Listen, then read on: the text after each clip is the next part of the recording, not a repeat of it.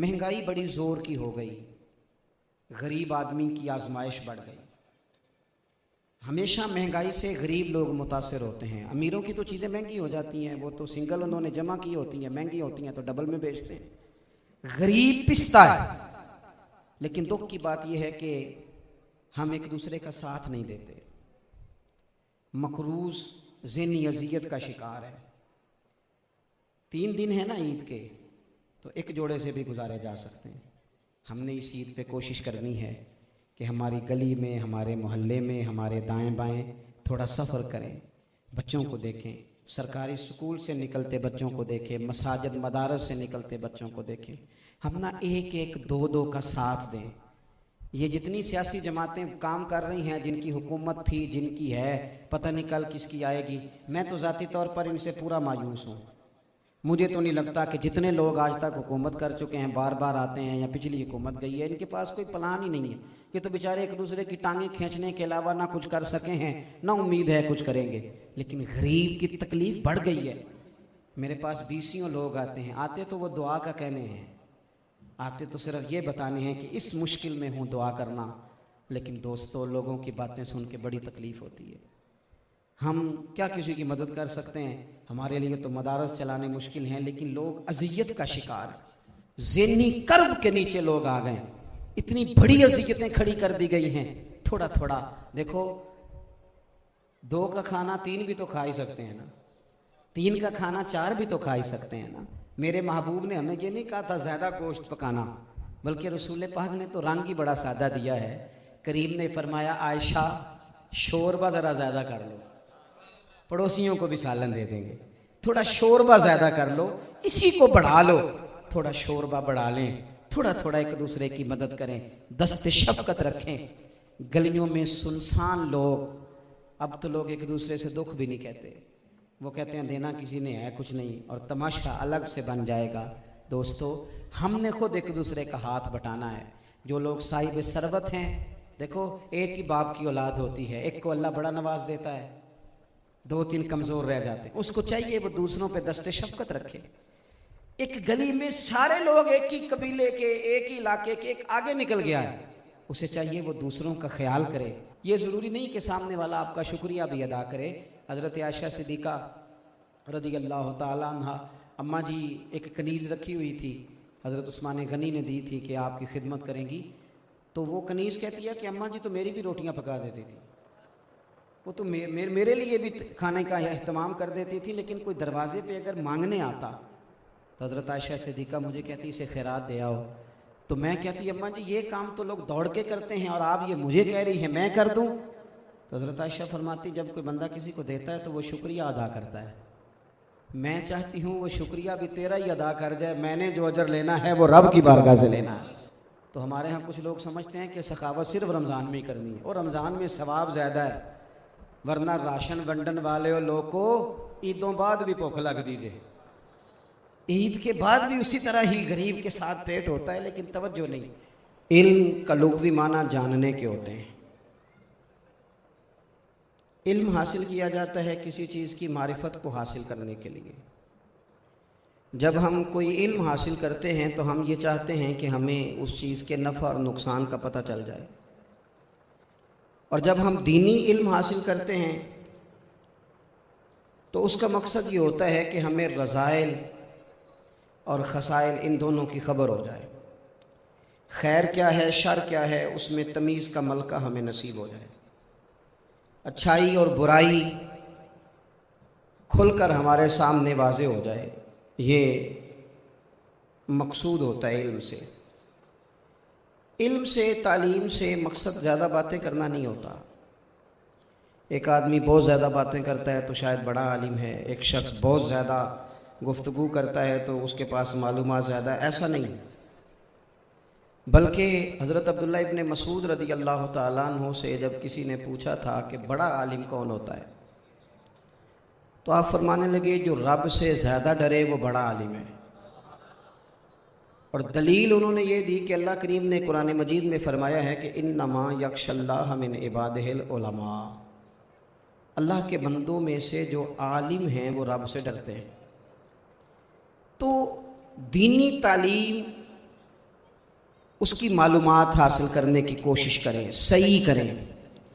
قرآن مجید کی ایک آیہ کریمہ کا کچھ حصہ جو میں نے تلاوت کیا، اس میں اللہ کریم نے فرمایا اپنے محبوب سے، کہا وَقُلْ رَبِّ زِدْنِي عِلْمًا، اے محبوب آپ میری بارگاہ میں یہ دعا مانگیں، آپ یہ عرض کریں کہ اے رب میرے علم میں اضافہ کر دے، اے مالک میرے علم میں اضافہ کر دے۔ بہت ساری چیزیں ایسی ہوتی ہیں جن کی زیادتی ٹھیک نہیں ہوتی، وہ زیادہ ہو جائیں تو نقصان کرتی ہیں، لیکن علم ایک ایسی چیز ہے کہ جس کے بارے میں رب کریم نے کہا کہ محبوب آپ دعا مانگیں کہ آپ کو زیادہ علم دیا جائے۔ اور پھر علم ایک ایسی چیز ہے کہ کوئی بھی آدمی یہ دعویٰ نہ کرے کہ میں نے بڑا حاصل کر لیا ہے، میری اب تکمیل ہو گئی ہے، میں اب مکمل ہو گیا ہوں۔ جن کو اللہ نے غیب کے خزانوں کی کنجیاں دی ہیں نا، ان سے بھی رب کریم نے کہا ہے کہ محبوب آپ دعا کریں کہ مالک میرے علم میں اضافہ کر دے۔ تو جب وہاں تک یہ بات ہے تو پھر عام آدمی کو بھی چاہیے کہ وہ اپنی معلومات میں اضافے کا شوق پیدا کرے۔ اور تیسری بات یہ کہ جو حضور کے علم شریف پر بات کرتے ہیں وہ بھی اس آیت سے سیکھیں کہ حضور کا علم تو ہر روز رب اس میں اضافہ فرما رہا ہے، تو ہر روز اضافہ ہو رہا ہے۔ وَلَلْآخِرَةُ خَيْرٌ لَكَ مِنَ الْأُولَىٰ، ہر روز ترقی ہو رہی ہے حضور کے علم شریف کی بھی۔ تو ہمارے ہاں زیادہ تر لوگ بات اس لیے سیکھتے ہیں کہ میں کوئی کہیں سے مسئلہ سیکھوں گا پھر جا کے اپنی مسجد کے امام کو تنگ کروں گا کہ وہاں تو میں یہ سن کے آیا ہوں تو یہاں یہ کام کیوں نہیں ہوتا۔ میں کوئی بات سیکھوں گا تو پھر میں اس سے بحث کا دروازہ کھولوں گا۔ علم کا مطلب ہی اپنے آپ کو سنوارنا ہے۔ معلومات حاصل کرنے کا مطلب یہ کہ آپ کے عمل میں پختگی آئے، آپ کے کردار میں پختگی آئے، آپ نے جو سیکھا ہے آپ اس کے مطابق اپنے آپ کو ڈھالیں۔ مسلم شریف میں موجود ہے، نبی پاک صلی اللہ علیہ وسلم نے دعا مانگی ہے، اے اللہ میں اس علم سے تیری پناہ مانگتا ہوں جو علم تو ہو پر نفع والا نہ ہو۔ جس بندے کے علم نے اسے نفع نہیں دیا، وہ کچھ سیکھ نہیں سکا اس سے، تو اس کا علم کسی کو کیا نفع دے گا جب خود سے اس نے۔ اور صوفیہ کرام تو فرماتے ہیں کہ جو لوگ بڑی معلومات حاصل کر لیں، بڑی باتیں سیکھ لیں، پنچایت میں کسی کو بولنے نہ دیں، گھر میں کسی کو بولنے نہ دیں، بہت سارے لوگ تو علماء کو بھی مشورہ دیتے ہیں، بڑی باتیں کرے لیکن عمل کے لحاظ سے بندہ زیرو ہو تو اہل دل فرماتے ہیں اس کی صحبت سے بچو۔ اسے بڑا پتہ ہے، بڑی باتیں آتی ہیں، بڑی باتیں آتی ہیں، بڑی باتیں کرتا ہے، لیکن گفتگو کی حد تک تو بہت بڑا ہے، عمل کے معاملے میں صفر ہے۔ بہت سارے لوگ مسجد کے حجرے میں میٹنگ ہو رہی ہوتی ہے اور وہ لمبی لمبی دلیلیں اور مشورے دے رہے ہوتے ہیں، نماز کا ٹائم آ جائے تو اٹھ کے چلے جاتے ہیں، کہتے ہیں میں اپنے محلے دی مسیتیں پڑھنی ہیں۔ کئیوں کو کام یاد آ جاتا ہے۔ فرمایا کہ شخص کے پاس معلومات بڑی ہوں لیکن عمل کے معاملے میں بندہ زیرو ہو تو اسے بچنا کیوں؟ اس لیے کہ اگر پڑھا لکھا آدمی بے عمل ہونا تو وہ اپنی بے عملی پر بھی دلیلیں پیش کرتا ہے۔ وہ کہتا ہے میں یہ کام نہیں کرتا تو یہ میرے پاس دلیل ہے، وہ تو بے عملی کو بھی مزین کر دے گا معاذ اللہ۔ تو دینی تعلیم ایک تو حاصل اس لیے کریں کہ ہم نے اپنے آپ کو سنوارنا ہے، اور دوسرا علم کا شوق طبیعت میں ہو۔ دیکھیں نا، اللہ کے حبیب صلی اللہ علیہ وسلم نے فرمایا ہے کہ جو علم کے رستے پہ چل پڑا وہ جنت کے رستے پہ چل پڑا ہے۔ جمعوں میں، محفلوں میں کانوں کے ذائقے کے لیے نہ آئیں، اس لیے آئیں کہ میرے علم میں، میرے عمل میں یہ کوئی اضافے کی بات بنے گی، میں کوئی نصیحت حاصل کروں گا تو میرے دل کا زنگ اترے گا۔ ہمارے ہاں یہاں لوگ مزے کے لیے آتے ہیں اور آج کل لوگ فوٹو کے لیے آتے ہیں۔ ان دو کاموں سے نکل کر خالص اصلاح کی نیت سے علم کا شوق، ہمارے ہاں تیزی سے ایک حرکت کی گئی، علماء کا وقار خراب کیا گیا اور لوگوں کو دینی علوم سے دور کیا گیا، اور اس میں بعض بیچارے واعظین اور خطباء نے بھی کردار ادا کیا جب جعلی پیر کی تعریفیں کھول کے کیں، اور اسے پتہ نہیں کہاں تک۔ یہ اسٹیج ہوتے ہیں نا، ان میں کوئی بندہ اچھا لگے بھی تو اس کے لیے دعا کرنی چاہیے، تعریفیں نہیں کرنی چاہیے۔